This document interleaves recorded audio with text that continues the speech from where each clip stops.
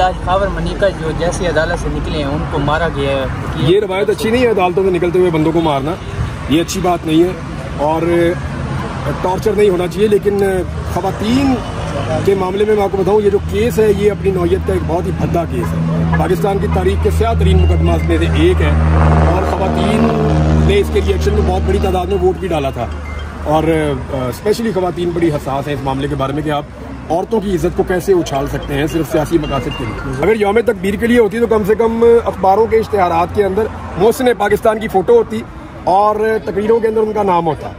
तो तकरीरों में तो नाम इमरान खान का था, तो फिर छुट्टी भी उसी के लिए थी मेरे ख्याल में। सर देखें, जिधर मर्जी इमरान खान को भेज दें, इमरान खान जड़ों में बैठ गया। और मैं आपको ये बताऊं, आप लोगों को अब सारा कुछ ही पता चल जाता है वक्त से पहले।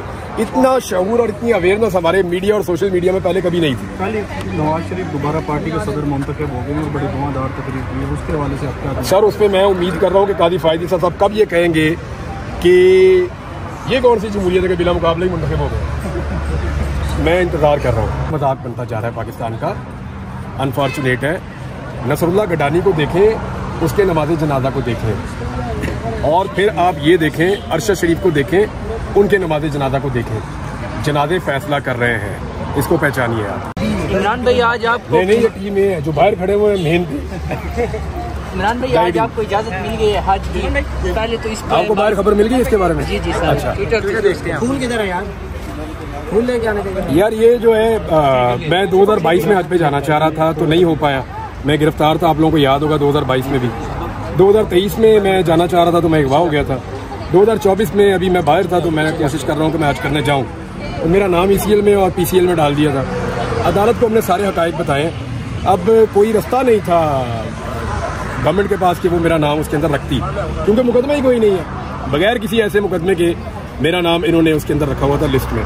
तो जज साहब ने कहा जी निकालें, इनके पास आज़ादी है कहीं जाने आने की और ये पाकिस्तानी शहरी है, एक आज़ाद शहरी है और ये मूव कर सकता है। सर जी आज खबर मनिका जो जैसे अदालत से निकले हैं उनको मारा गया है। ये रवायत अच्छी नहीं है, अदालतों में निकलते हुए बंदों को मारना, ये अच्छी बात नहीं है और टॉर्चर नहीं होना चाहिए। लेकिन ख़वातीन के मामले में मैं आपको बताऊं, ये जो केस है ये अपनी नौयत का एक बहुत ही भद्दा केस है। पाकिस्तान की तारीख के स्याह तरीन मुकदमा में से एक है और ख़वातीन ने इसके रिएक्शन में बहुत बड़ी तादाद में वोट भी डाला था और स्पेशली ख़वातीन बड़ी हसास हैं इस मामले के बारे में कि आप औरतों की इज्जत को कैसे उछाल सकते हैं सिर्फ सियासी मकासद के लिए। अभी अहमद फराज के हवाले से क्या कहेंगे जो? सर ये बहुत खुशी का दिन है, ये बहुत बड़ा दिन है, ये अदलिया की जीत है, ये कानून की जीत है, इंसाफ की जीत है, सहाफ़ियों की जीत है, शायरों की जीत है, पाकिस्तान की जीत है। देखिए रूल ऑफ लॉ मुल्क में होना चाहिए।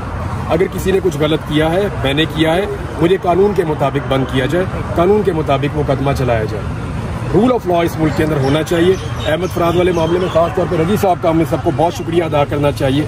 इन्होंने बहुत आवाज़ उठाई, बहुत ज़ोरदार तरीके से आवाज़ उठाई और तमाम फोरम्स को इस्तेमाल किया और तमाम सहाफ़ियों को भी कोऑर्डिनेशन के अंदर जगाए रखा।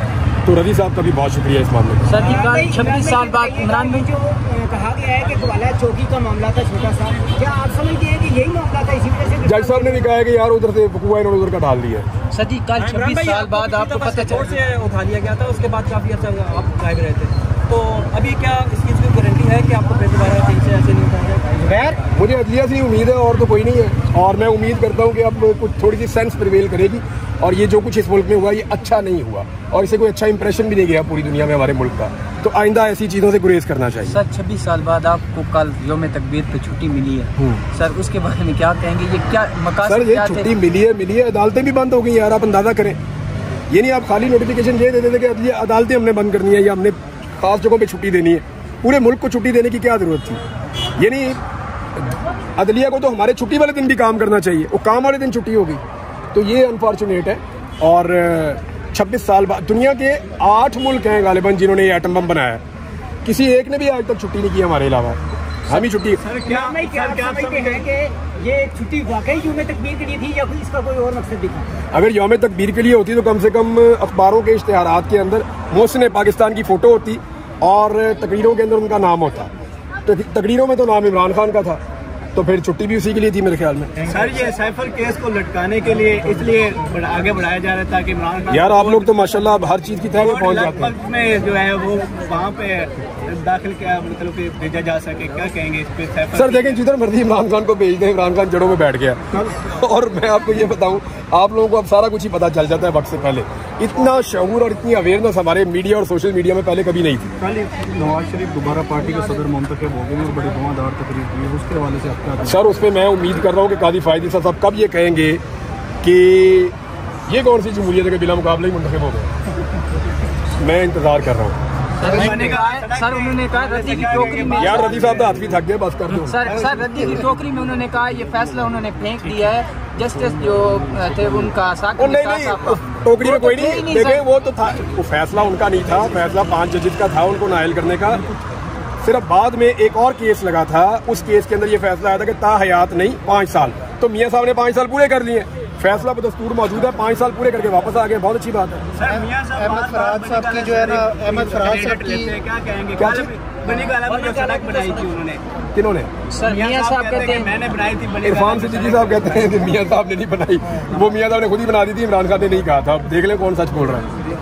और सर जी वो एक इंकशाफ हुआ था पिछली दफा तकरीर में कि तलब कादरी साहब और पीछे DGI तलब कादरी साहब को जो है ना पंजाब का हद तक इज्जत वाला कानून इस्तेमाल करना चाहिए, तो और साकिब निसार साहब को भी। सर ये कब तक साफियों को उठाया जाता रहेगा ऐसे ही? हमने देखा कि आपके साथ जो हुआ और हमारा जो यार आप लोग हरकतें अच्छी करते हैं जो आपको ना उठाए। जो हम लोगों के काम है उठाने वाली काम है। और देखिए मैं आपको एक चीज़ बताता हूँ, ये मजाक बनता जा रहा है पाकिस्तान का, अनफॉर्चुनेट है। नसरुल्लाह गडानी को देखें, उसके नमाज जनाजा को देखें, और फिर आप ये देखें अरशद शरीफ को देखें, उनके नमाज जनाजा को देखें। जनाजे फैसला कर रहे हैं, इसको पहचानिए आप। बहुत शुक्रिया।